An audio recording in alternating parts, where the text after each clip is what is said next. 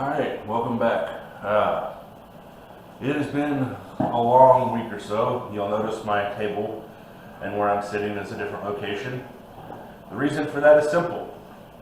We have finished doing the full reconstruction of the power cage and my home gym. Here shortly, you're going to see a full tour of what we've done. I am actually recording this after that was all done, but we'll get to that. We're going to start off with sort of a time lapse of at least part of it. It was pretty eventful. We pulled out the first set of stuff, then realized I didn't have a wrench big enough for the 5/8 inch bolts.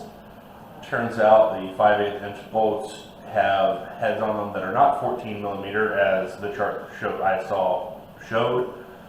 Apparently that was the size of the shaft, not the bolt heads.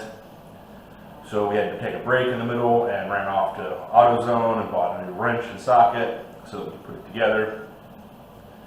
Then we got one wall together and started realizing there was no way, at the weight this thing was, we were going to be able to put on the uppers. So we had to call in a friend.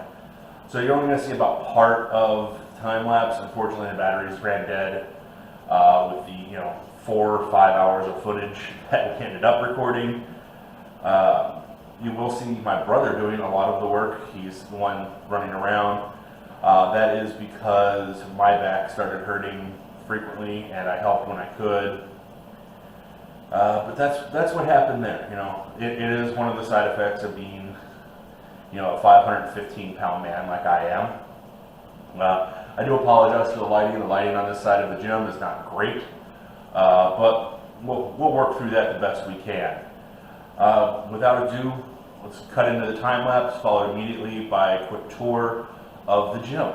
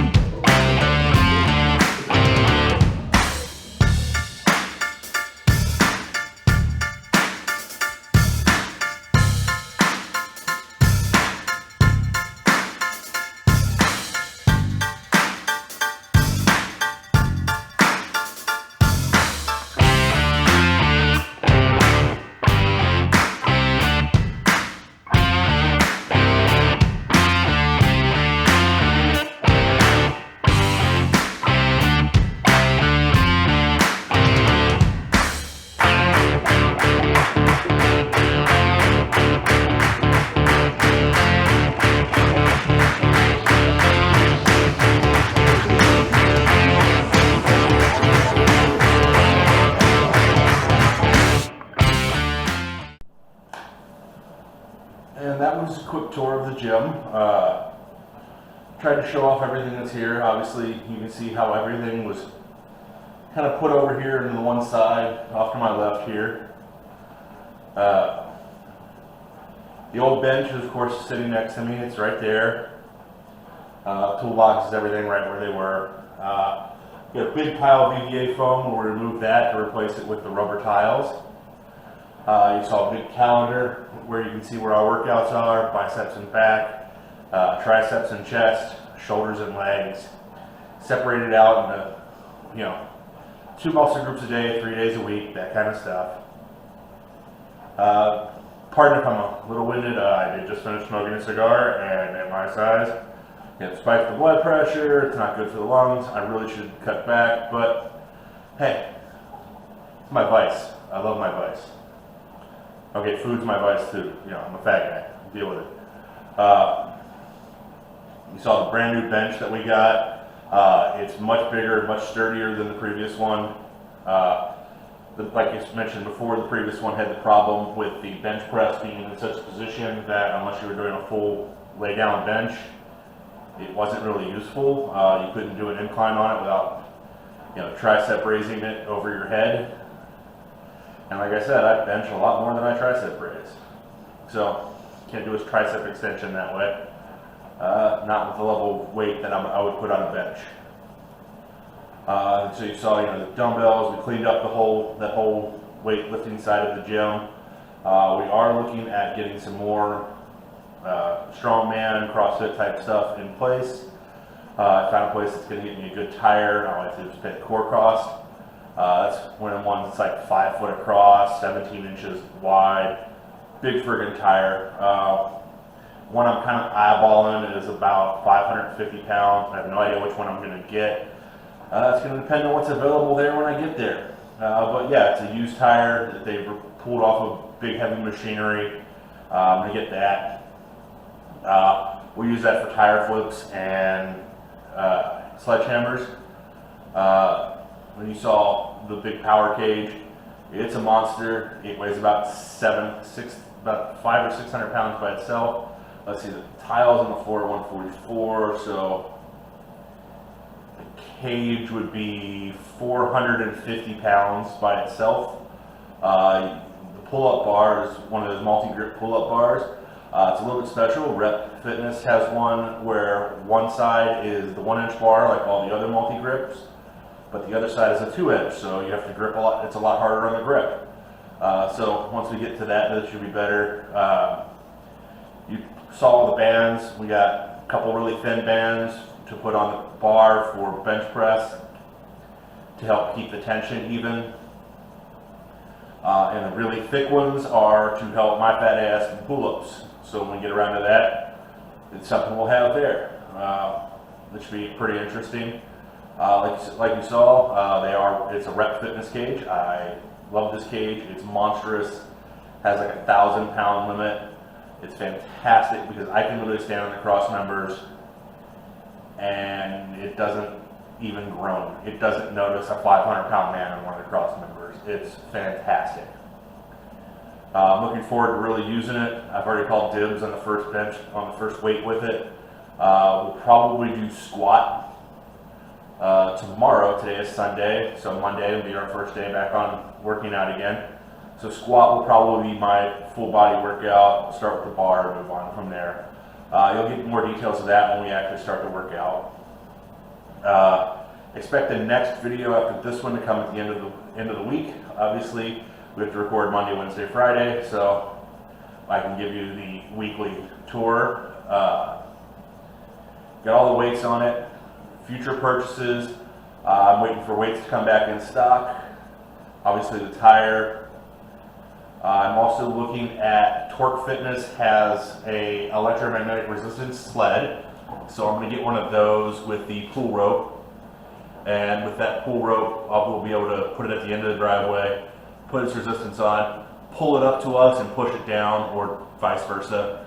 I'm actually thinking it's going to be better to put it here in the garage, take the rope to the end of the driveway, pull it down the driveway, and push it back up as one rep.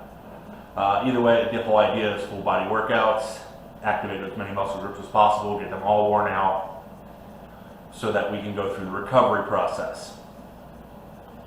So the whole purpose of my workouts, like we mentioned before, is weight loss. I'm a big fat guy and we need to lose some weight.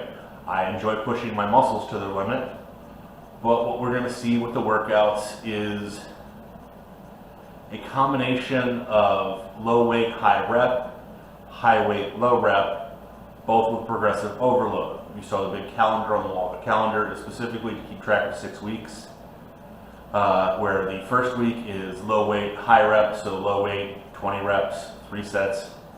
Run that at 3 sets at a time.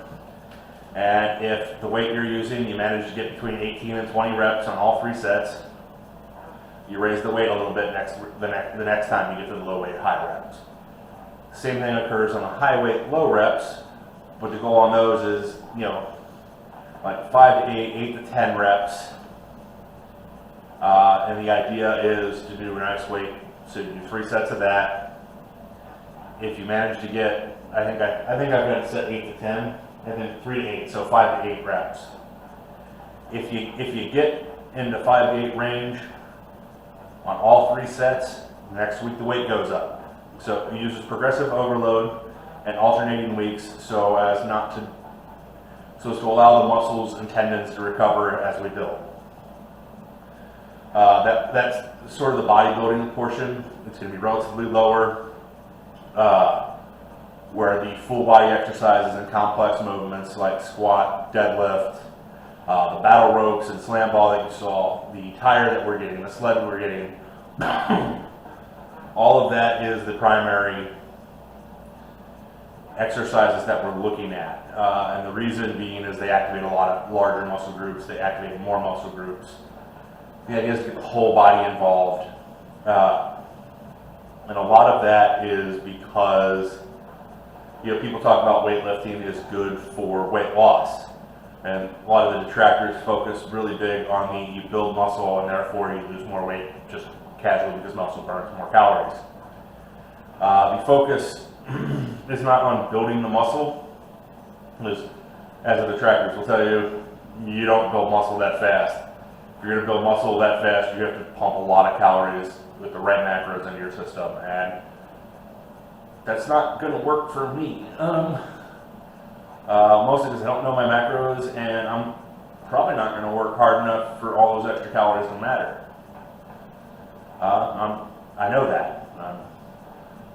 ADHD and 500 pounds. Let's do what I can do.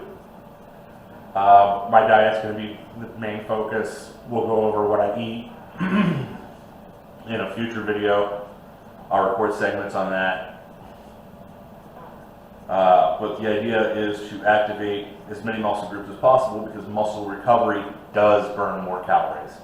It burns a ton of calories as your body recovers from muscular workouts. And that's where the extra calorie burn is going to come from.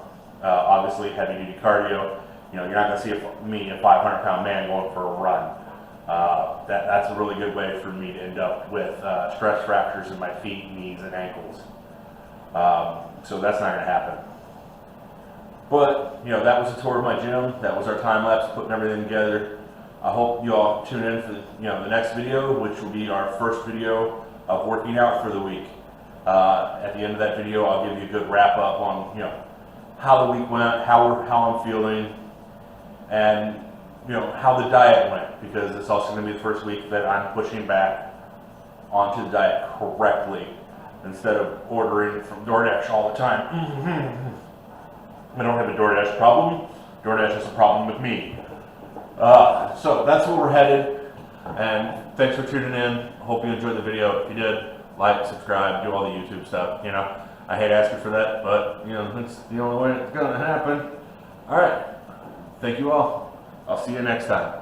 And if you have any ideas for how to do an intro and outro, please let me know.